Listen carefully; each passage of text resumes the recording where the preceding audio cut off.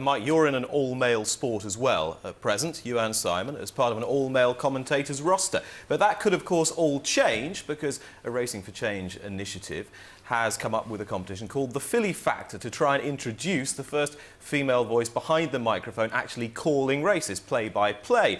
Entry of around about 50 has been whittled down to 2 to be judged finally at Ascot next weekend, and the finalists are with us this morning here on the Morning Line. They are Hayley Moore of the great Moore dynasty and Rachel Casey, who does a lot of work for Ladbrokes Live on the radio.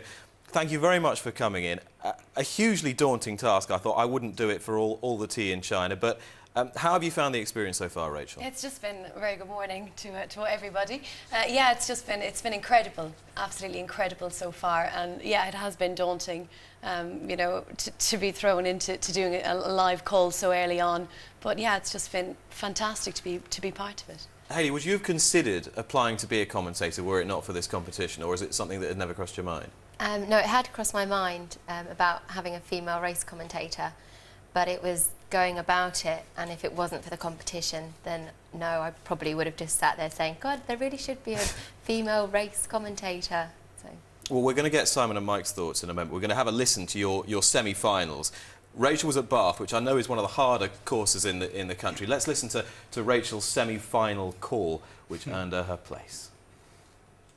They're into the closing stages here, and it's Billy Red been ridden along now. Here comes Baron Spy on the near side. Then comes Titus Gent, Baron Spy, Titus Gent up to the line. Baron Spy, Titus Gent. Well, it all appears incredibly difficult to me when I watch commentators try and do it. Rachel, what surprised you the most about the experience? I suppose the pressure.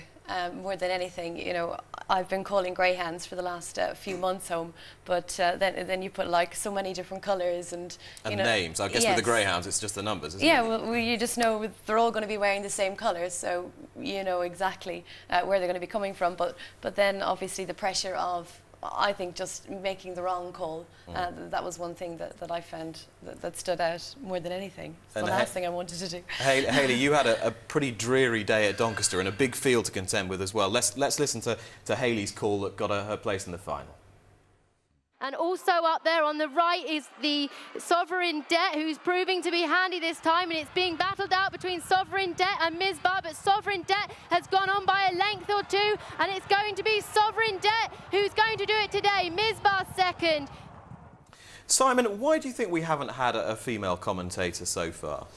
Oh, it's a good question. I mean, there's never really been any bar to it. I mean, I suppose you could say that women are underrepresented, not just in racing commentary, but in all sports commentary. There are presenters and pundits, but not many actual play-by-play. Play-by-play, yeah. There's never been a bar, and I think, you know, if any girl wanted to put a demo tape forward, I mean, you know, I think it would be judged purely on merit. I mean, I've been saying for years there's no reason why there shouldn't be a female racing commentator. And I think, you know, Rachel and Hayley, to come through this, and with so little experience, to produce that on 2 very difficult courses was a really excellent effort. I mean, Hayley, it struck me that watching these guys work over the last few years, you rarely get praise for a good commentary, and you have to have a pretty thick skin when things don't go right. And I guess perhaps that's why some girls have been deterred.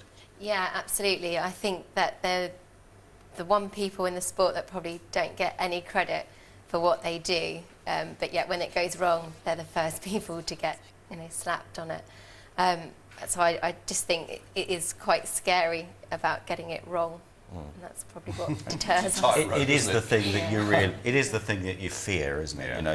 You know, we are only human, and to have that mental aberration, and you know, I suppose as I'm getting a bit older, I have to check and double check a bit more, and you know, there's no substitute for really being prepared and learning those colours. You know? It's just great that we never make any mistakes on this programme, isn't it? Good luck to you both. Thank you very much for joining us, Rachel, Hayley. Fingers crossed that it all goes well at Ascot next week. Did you say that the final is at Ascot next week? Next Sunday, that's Ascot right. next week. Do you know which races you're going to call yet? We have an idea that we're going to be doing a sprint and a middle distance race. Yeah, I think there's about 30 runners in that sprint. Oh, thank you. We wish you all the best with that. Best of luck. We do, yeah. It's great to see you much. here. You sounded terrific, I thought, there.